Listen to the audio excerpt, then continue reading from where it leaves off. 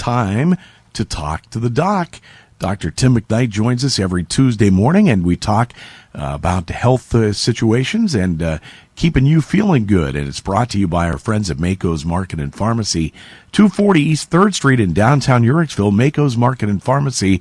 Come in, talk to your local pharmacist. Very knowledgeable and caring staff for making sure that you stay healthy.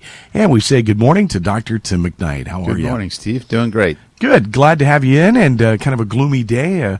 Happy to have you brighten up our studio today. Oh, thank you. It's good to be here. Boy, this is we've heard a lot, and you can't get through a newscast anywhere without hearing something about this coronavirus. We talked about this, I think, about a month ago for the first time, and this is something that has been dominating the medical field here. Yeah.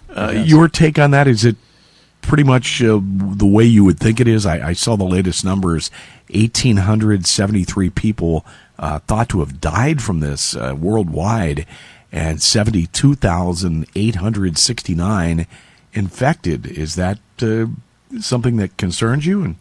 Well, I think it's representative of the fact that these viruses are difficult for us to catch up to.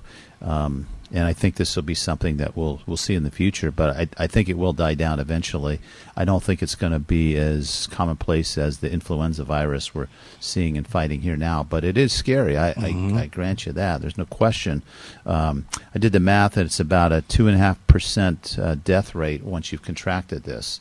And I think about 5% of people who get it get very, very sick with it, and about half of those die from it. So 2.5% is not insignificant.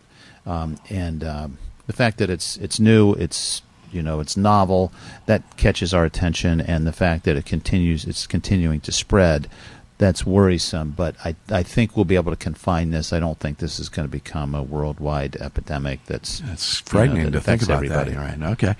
Flu. It is a busy time. This, I guess, would be considered maybe the peak of flu season for we really seem to hit it full this stride here in Ohio right now. It's very prevalent. And I've seen a few cases of influenza with strep throat, so that's a kind of a nasty combination. Right. The flu is out there, and we need to use good hygiene, and the CDC wants us to get immunized up through the month of May if we haven't. So that's the important thing, too, is if you did not get a flu shot, it is not too late to get the flu shot. No, it's not too late. Okay, yeah. Good advice. We want to keep you healthy. Fit for Life, week number 6. This is week number 6. We're going to talk about food labels tonight, and I love that topic. Just sort of applied nutrition. So it'll be fun.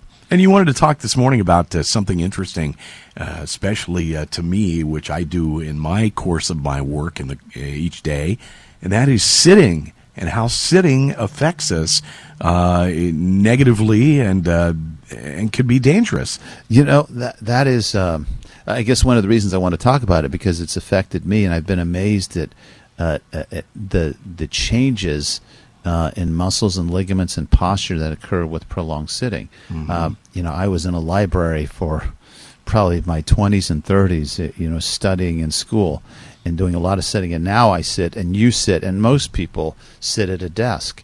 And it's amazing to me what happens to the body with sitting. We tend to lean forward a little bit. We tend to round our shoulders. Our arms are up on a keyboard or up on a desk, and that pulls our chest in, stretches the neck out. And so we get all these musculoskeletal changes. You get tight pectoral muscles, and that rounds the shoulders, and then that stresses the neck and stresses the trapezius muscle in the shoulder. So you can end up with headaches. A lot of people have migraine headaches that they think are vascular, and they're really tension headaches from posture. I think they're not treated correctly. Right. And then we end up with shoulder problems, bursitis.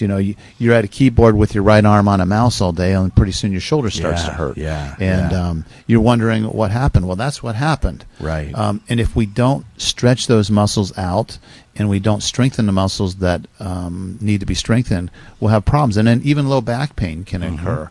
It's kind of hard to illustrate this as we're talking on the air, but if you think of your sitting down, your torso and your hips are sort of at a right angle, right, and that tightens the hip flexor muscles. And then if you've been, many of your listeners, I'm sure, can identify with this. If you sit for a long time and you stand up, it's hard to stand up straight because you want to lean forward. Right. That's because those hip flexor muscles are so tight. Right. And I'm telling you, if you don't work on these things, you'll end up with all kinds of crazy problems. And this, I was made aware of this when I was just being treated a couple of weeks ago by a massage therapist here locally who pointed this out to me. And I had some muscles that were so tight, so tender, actually so painful, I didn't even realize how bad it had become. Wow. Yeah, so standing, walking, just getting up. It's funny, I got my watch tells me every hour or so time to stand and kind of remind you. Right. So, I mean, it is important that you take, heed to that. And I try to do that when it says stand, because I know I'm sitting at extended periods of time, and it's not good for you. Also, I've been told too, especially in guys, it affects your prostate. You can have higher Sure. PSA numbers Absolutely. due to sitting. Is that Prolonged true? sitting definitely can do that. You're putting pressure just below the prostate, and that can inflame the prostate, especially men who work with a lot of bouncing in a truck or in right. heavy equipment operators, Right. where there's a lot of up and down motion that can really irritate the prostate, cause it to be inflamed, or to even get infected. But as you think about this, the image I want you and the listeners to imagine is kind of putting yourself in a position of a ball, and that's kind of what it's like as we sit all day long. It's kind of like exaggerated. Heads forward, shoulders are forward, hips are flexed. It's almost like we're in a ball position, like in the fetal position, and then you stand up and nothing wants to be straight. Right. So what I try to do is I have a big Swiss ball in my office.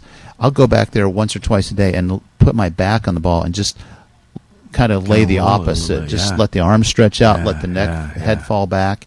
And it's amazing how good that feels, because I'm not doing that normally. Right. A lot of companies I know, they've come up with this in the past couple of years. They've made these desks that actually you can adjust, so you can either sit or you can stand. Right. So it's kind of good to do maybe both. I mean, maybe sit for a bit, but then lift it and do your work while you're standing. Right. That's I important. think that's a good ergometric approach. The other thing is, I learned this from Dr. Jacobowski, the local chiropractor here, is that there's a crisscross pattern when you're looking at body posture. And what that means is you have on one side of your body a muscle that's tight, and on the other side it's tight. So, for example, many of us have tight hamstrings. The opposite muscle are the hip flexors. Those tend to be tight.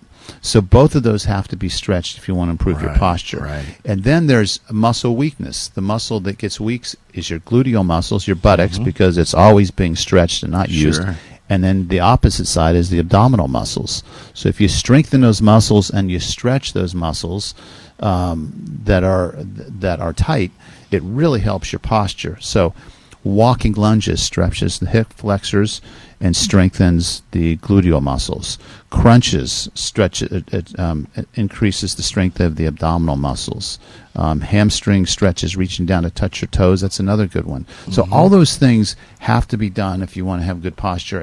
And I tell people, if you want your shoulders to be healthy, as you're sitting, keep your elbows right on top of your hips.